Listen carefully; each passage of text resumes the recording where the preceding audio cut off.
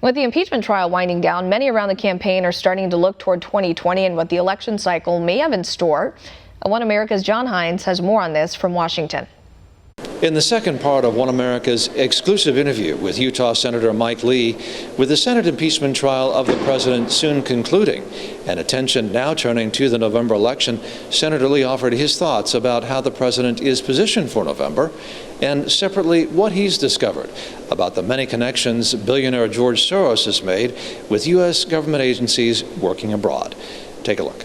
After the impeachment and we turn to the case of the re-election of the president, talk a little bit about how the president may have kept his promises to the everyman. I know you spoke about the everyman a couple of years ago in a speech at Heritage, describing the connection with the president. How has the president maybe kept his promises to the everyman, looking at the campaign and going forward? First of all, with tax reform, you look at the massive middle-class tax cut that President Trump provided, with the child tax credit that I've been pushing for years and that President Trump was able to fold in and get passed through Congress and sign into law. It provided tax reform for millions of American families. You look at the passage of the First Step Act, another effort that I championed for about 8 years, that President Trump signed into law about a year ago. Together with the Trump economy that has been steadily expanding and providing more opportunities, lower unemployment to the American people. These are all things that have helped the common man and the common woman in America, the everyday family. And I think it's a real credit to him and his leadership. What do you think is the connection between the everyman and the president, who obviously is a billionaire? Prima facie, there wouldn't be a lot of commonality. What is the connection there, as far as you can tell? Well, first of all, people appreciate the fact that he's willing to be frank and that he's willing to be bold. There's a genuineness that comes through as he talks about the fact that he realizes politicians who have been around Washington far too long sometimes are far too cautious to bring about change.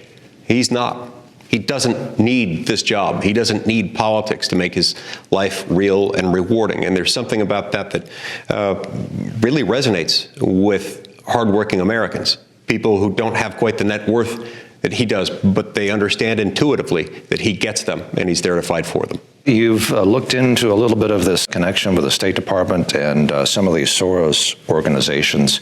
What have you found out of the connection there with George Soros and some of these State Department organizations? And are these partnerships still active? And how do you see the future of some of those partnerships and some of those connections? Over the course of many years, liberal organizations, including many funded by George Soros, have made their way into State Department programs that have funded activities throughout the world, activities that are not necessarily in harmony with the views of the Republican Party or necessarily even the views of most Americans.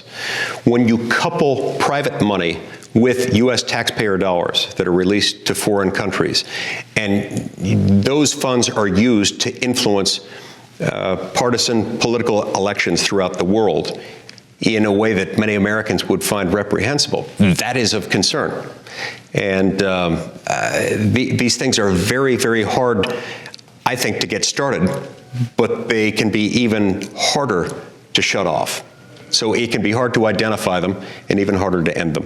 John Hines, One America News, Capitol Hill.